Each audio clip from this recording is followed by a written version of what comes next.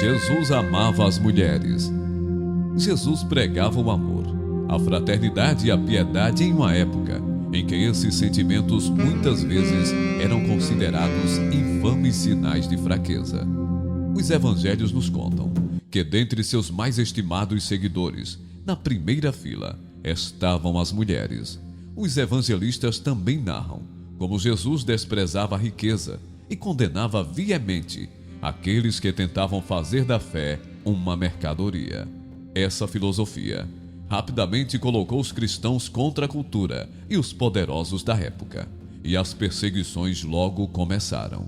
Mas apenas 3 séculos após a crucificação do Messias, o cristianismo se tornou a religião oficial do Império Romano, o que significa que nenhum súdito podia professar outra crença, sob pena de cruel perseguição e muitas vezes o patíbulo. Como é possível que o mesmo império que crucificara Jesus tenha decidido que o cristianismo seria a religião do Estado e apenas 300 anos depois? É um salto abissal. Para entender isso, é preciso analisar algumas características do Império Romano. A escola encheu nossas cabeças de histórias sobre generais geniais e legisladores brilhantes. Mas Roma também era outra coisa. As mulheres eram consideradas animais de propriedade dos pais e maridos, que tinham direito de bater nelas e matá-las. Uma mulher romana digna era aquela que, assediada por um malfeitor, tirava a própria vida, não tanto para salvar a própria honra, mas para glorificar a do marido. As crianças na escola conheciam bem o chicote e os professores tinham exemplares de várias formas e tamanhos pendurados na sala de aula. Como acontece ainda em alguns lugares do planeta, em Roma, também os bebês recém-nascidos do sexo feminino muitas vezes eram sufocados ou abandonados. As recém-nascidas abandonadas com mais sorte, muitas vezes eram pegas por vendedores de escravos, que as criavam e aos 5 ou 6 anos começavam a prostituí-las. Júlio César não pode, no entanto, ser considerado o inventor do extermínio em massa. Antes dele, conhecemos outros matadores extraordinários, hititas, assírios, babilônios. Mas o divino Júlio, com certeza, pode ser eleito o aperfeiçoador emérito do genocídio organizado. Em De Bello Gallico, explica como organizou e lançou a horda de bandidos gauleses e germânicos contra o povo Eburone, culpado de não querer se sujeitar ao império, oferecendo aos criminosos asilo e proteção em seus acampamentos fortificados. O futuro imperador depois narra, com certo prazer, como conseguiu aplicar toda espécie de infâmias, traições e armadilhas, até eliminar definitivamente da face da terra a raça dos Eburones. Foi o primeiro comandante a matar todos os habitantes de uma cidade, incluindo crianças, para puni-los por ter resistido. Moisés, pelo menos, depois de conquistar a cidade de Madian, poupou as mulheres virgens. Por séculos os romanos se divertiram vendo prisioneiros de guerra lutando entre si nos circos. Em um único mês, o imperador Diocleciano fez 40.000 homens se matarem no Coliseu, mais de 1.000 por dia, enquanto uma multidão exaltada bebia vinho misturado com mel e chumbo, fazia negócios e copulava com prostitutas e prostitutos, na maioria pré-adolescentes. A quantidade de sangue e de órgãos esquartejados não incomodava e em parte era coberta pelo fedor de vômito, já que os romanos, para continuar se enchendo de comida e bebida, tinham o hábito de enfiar 2 dedos na garganta para vomitar o que acabavam de ingerir. O cristianismo fora maltratado cruelmente e sofria havia mais de um século as perseguições do poder imperial. Os cristãos eram arrastados até as arenas, onde eram massacrados entre os gritos e as risadas de uma multidão de apaixonados pelo genocídio lúdico. Então, de repente, os perseguidores se tornam paladinos da igreja. Teologia, rituais, interpretações do evangelho são cuidadosamente transformados e adaptados à linguagem e ao pensamento do poder romano. O cristianismo não redime, quem havia martirizado os primeiros cristãos, e sim se limita a servir a eles. As histórias sobre as conversões dos imperadores quase sempre são feitos colossais. Constantino é aquele que adota o cristianismo como religião oficial do império. O mesmo imperador que mandou matar o próprio filho, a mulher, o sogro e o cunhado. Reza a lenda que Jesus apareceu para ele e lhe prometeu vitória na batalha, em troca da adoção do cristianismo como única religião do mundo civilizado e do uso do símbolo da cruz, alçado de forma triunfante na batalha. Naturalmente, nem todos os seguidores de Jesus concordaram com esse pacto, que implicava uma verdadeira renúncia aos valores cristãos fundamentais.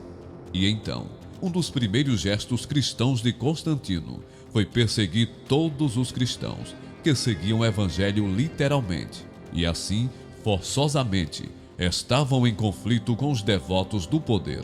Um sem número deles foi morto, outros tantos acabaram no exílio, desprovidos de qualquer bem. Outros foram reduzidos à escravidão. Lutas fratricidas.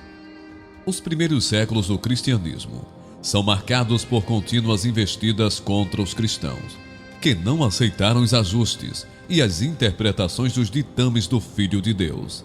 A elas se alternam lutas pela divisão do poder entre papas e imperadores, papas e antipapas, papas e bispos, bispos e bispos, em uma sucessão de conspirações, cismas e lutas que não excluíam a força física. É quase impossível reunir todos os acontecimentos sanguinários que primeiro assolaram a Europa e depois o mundo, e que nasceram de conflitos pelo poder nos quais a Igreja se interpôs entre as forças combatentes.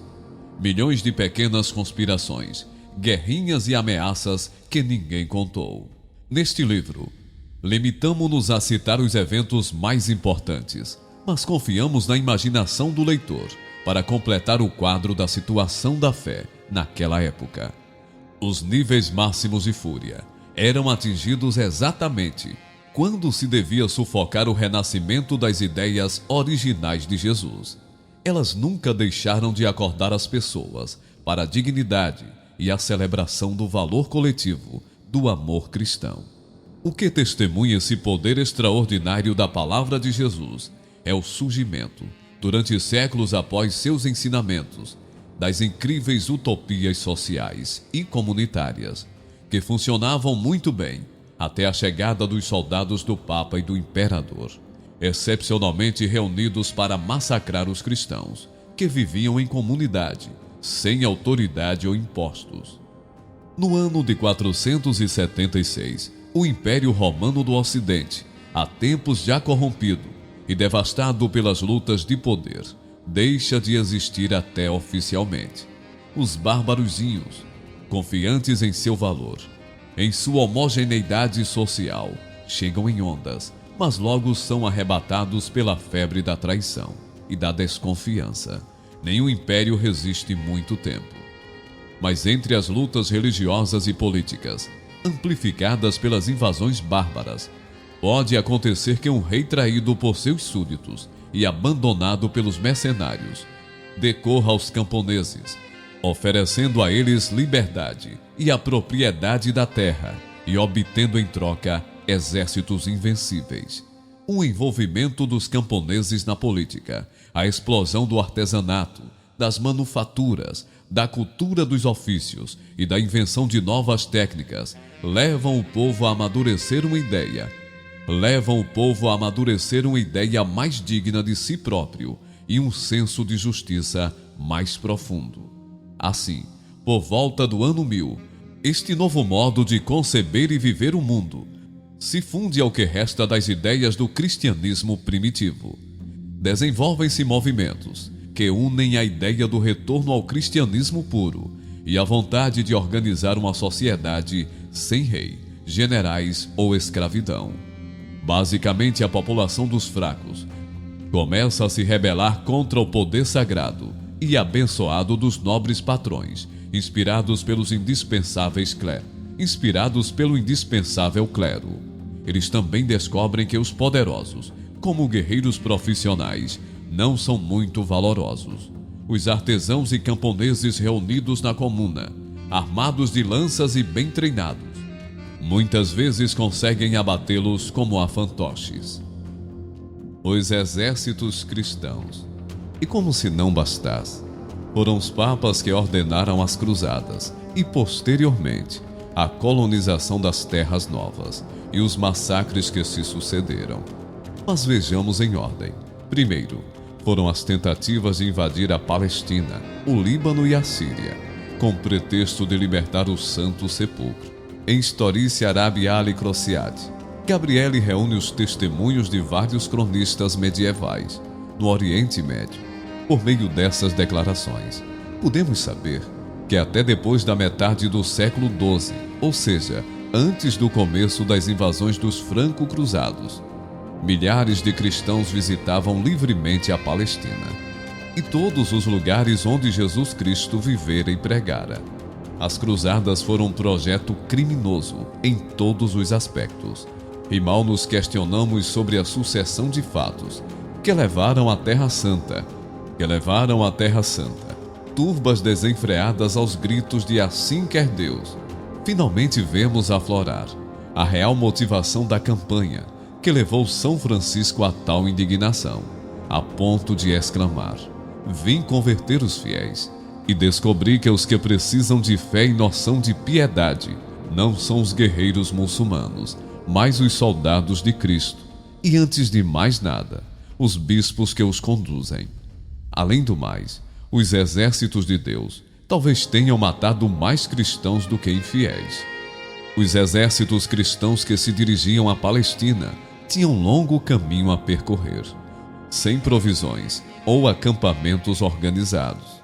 Portanto, tinham como costume obter o que precisavam saqueando as cidades cristãs, pelas quais passavam durante a viagem.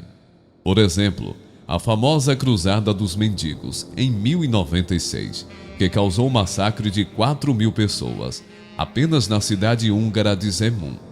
No mesmo ano, o contingente guiado pelo nobre alemão Gottschalk trucidou mais de 10.000 pessoas, culpadas de terem se deixado dominar pelos saques.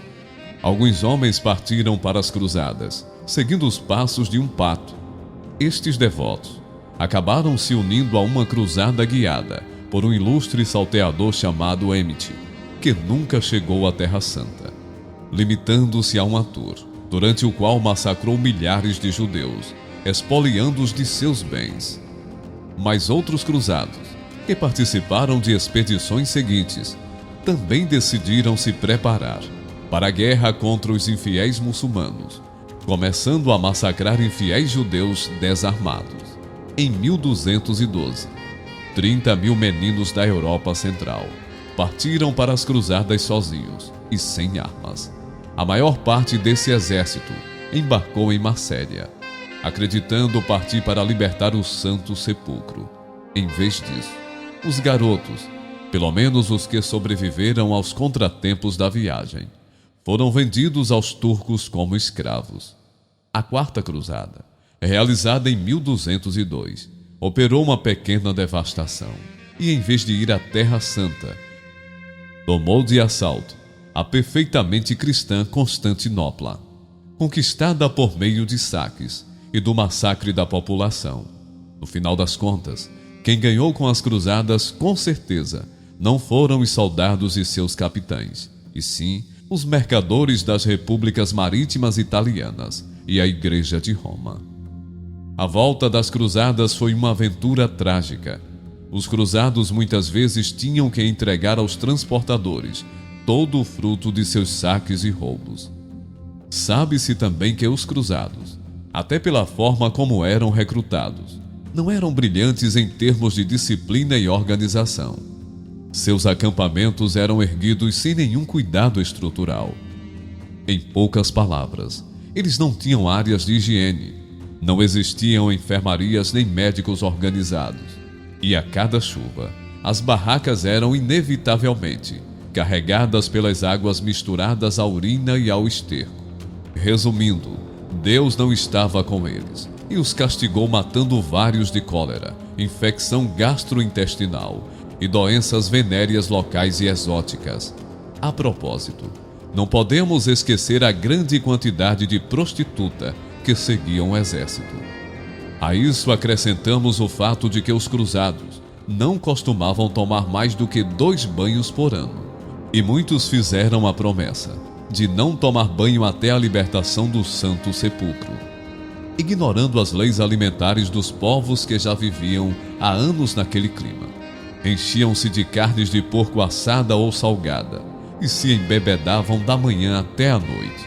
O resultado foi que as epidemias normais em voga acrescentaram-se outras ainda mais devastadoras. Além disso, como já lembramos, os pobres coitados eram tratados por médicos e cirurgiões, cuja ignorância só se igualava a seu fanatismo. O resultado era que ser ferido em batalha ou contrair uma doença grave garantia, depois do tratamento médico, a certeza da morte inevitável. Sobre esse assunto, transcrevemos o comentário de um médico oriental cristão, durante a consulta de um cavaleiro ferido e de uma mulher doente. Apresentaram-me um cavaleiro que tinha um abscesso em uma perna e uma dona aflita pelo definhamento. Fiz um emplastro no cavaleiro e o abscesso abriu e melhorou. Prescrevi uma dieta para a mulher, com pouco tempero, quando eis que chegou um médico franco, que disse: "Esse aí não sabe curar ninguém", e dirigindo-se ao cavaleiro perguntou: "O que prefere, viver com uma só perna ou morrer com 2 pernas?" Tendo este respondido que pretendia viver com uma só perna, ordenou: "Tragam-me um cavaleiro corajoso e um machado afiado." Chegaram o cavaleiro e o machado, e eu estava ali presente. O médico colocou a perna sobre um pedaço de madeira e disse ao cavaleiro: "Desça-lhe uma machadada, para cortar de pronto." E diante de meus olhos, deu a primeira machadada, e não conseguindo arrancar a perna, deu a segunda. A medula da perna jorrou, e o paciente morreu na hora. Após examinar a mulher, ele disse: "Essa aí tem o demônio na cabeça, apaixonado por ela. Cortem-lhe os cabelos." Foram cortados, e ela voltou a comer o alimento deles, com alho e mostarda, e o definhamento aumentou. O diabo entrou na cabeça dela, sentenciou ele, e pegou a navalha e abriu a cabeça dela em forma de cruz, extirpando o cérebro até parecer o osso da cabeça, no qual esfregou sal, e a mulher morreu na mesma hora. Naquele momento, perguntei: "Ainda precisam de mim?" Responderam que não, e fui embora, depois de aprender o que ignorava da medicina deles. Acrescente-se a isso o fato de que muitos cruzados eram aventureiros, dispostos a entregar armas e provisões ao inimigo em troca de dinheiro, vender a mulher para pagar dívidas de jogo, a trucidar companheiros para derrubá-los. Muitos foram obrigados a partir para a Palestina, mais do que por um rompante de fé, pela lâmina que pendia sobre suas cabeças, junto com uma sentença de enforcamento. E as suas não eram cabeças quaisquer.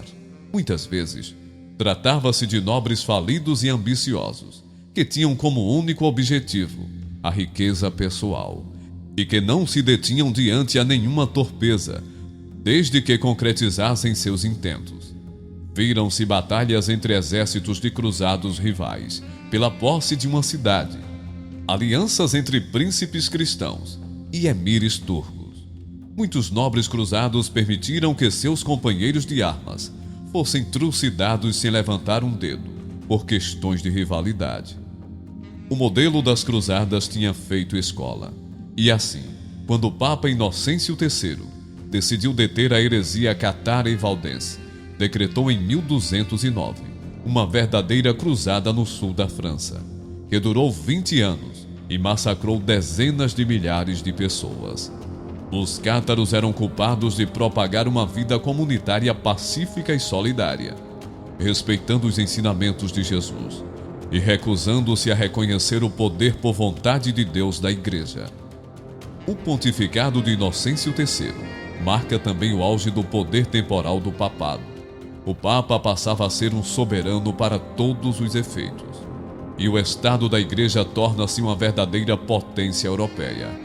Como todos soberanos, o bispo de Roma possuía territórios e exércitos, declarava guerra e realizava alianças. Vários reinos se reconheciam como vassalos da Santa Fé e pagavam conspícuos tributos a Roma. Além disso, o Papa utilizava o próprio poder espiritual para orientar a política dos estados a ele alinhados. Se um rei era excomungado, perdia automaticamente o direito de cobrar obediência dos súditos e vassalos. Pode-se concluir assim que os soberanos cristãos pensavam duas vezes antes de pisar no pé da Santa Fé.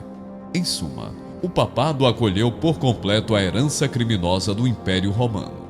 Houve até um Papa, Júlio II, que encomendou uma armadura para conduzir seus próprios exércitos nas batalhas.